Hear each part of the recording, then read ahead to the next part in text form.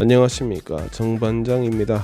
한국에서 보는 분들을 위해 간략하게 먼저 설명을 해보면, 호주에는 메디케어라고 부르는 의료보험 제도가 있습니다.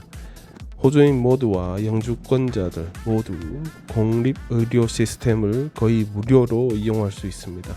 한국의 의료보험과 비교해 더 좋다, 아니다, 각자 경험에 따라서 평가가 달라지긴 하는데, 저는 개인적으로 메디케어에 대해 꽤 좋게 평가합니다. 나중에 기회되면 그런 얘기도 하고요.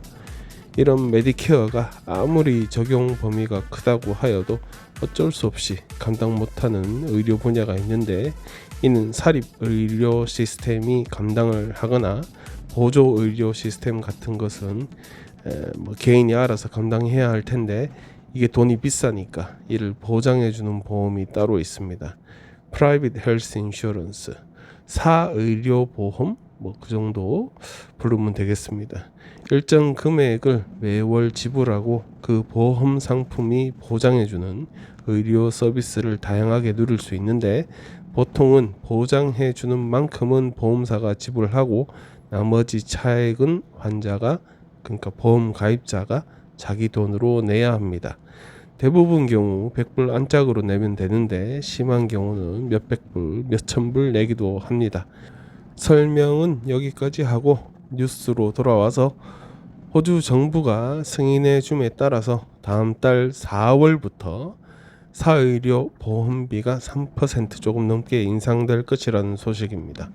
호주 연방정부 보건부 장관 마크 버틀러에 따르면, 일전에 보험사들이 돈 좀 벌어보자고 지들 요즘 좀 고생한다면서 6% 보험료 인상하겠다 방안 제출했을 때, 이거 너무하다, 안 그래도 국민들 살림살이 빡신데 좀 더 자세하게 들여다보고 좀 더 가능한, 그러니까 욕 덜 처먹을 인상안을 가져와라, 이렇게 거부한 적이 있었답니다. 하지만 물가가 많이 오른 만큼 나중에 수정되어 제출된 인상안은 어쩔 수 없이 승인을 해줬다고 합니다. 평균 3.03% 오른 것이라고 하니까, 물가 상승과 임금 인상률 이런 거 따져보면 많이 올랐다 말하긴 어려우나 2019년도 이후에 가장 큰 인상폭인 것은 맞습니다. 마크는 세계적인 고물가 상황에서 뭐든 올라갈 수밖에 없는 상황이지만, 그래도 호주인들의 임금 수준에는 맞추려고 노력했다면서, 이 상황에서 보험료가 인상되는 만큼 각 보험사는 비싸진 의료 서비스 원가가 고객들에게 그대로 전가되지 않고도 고객들이 더 향상된 의료 서비스를 받을 수 있도록 해야 한다, 이렇게 보험사들에게 주문하기도 하였습니다. 평균 3.03% 인상이니까 보험사마다 인상폭이 조금씩 다른데, 커먼웰스 은행이 보유하고 있는 CBHS 헬스는 5.82%로 가장 많이 올리고, 역시 CBHS 펀드는 4.51%를 인상하기로 하였고, NIB는 4.1% 인상한다고 합니다. NIB CEO 마크 피츠기보는 물가 올라서 보험료 덩달아 올린 것은 아니고, 의료 서비스를 받을 때마다 아까 얘기했듯이 고객들의 주머니에서 나오는 돈, 그 돈 줄여주기 위한 것도 보험료를 인상한 이유라고 설명을 하기도 하였습니다. 반대로 헬스케어 인슈런스의 경우는 겨우 0.27% 인상하기로 하였고, 디펜스 헬스는 1%, 오스트레일리안 유니티 헬스는 1.42%를 인상하기로 하였습니다.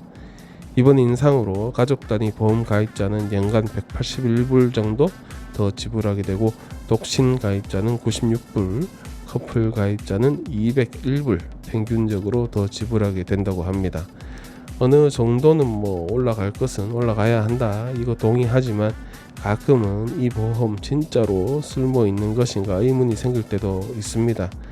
백화점 세일한다고 해서 뭘 샀는데 알고 보니 세일하기 전에 가격을 올려가지고 말이 좋아 세일이지 그냥 제값 주고 구입한 듯한 그런 느낌이 들 때가 있는 것이 사실입니다. 어찌되었건 올린 만큼 혜택도 실질적으로 누릴 수 있는 혜택 많이 늘어나길 바라봅니다. 즐거운 하루 되십시오. 저는 또 다른 소식 들고 찾아오겠습니다.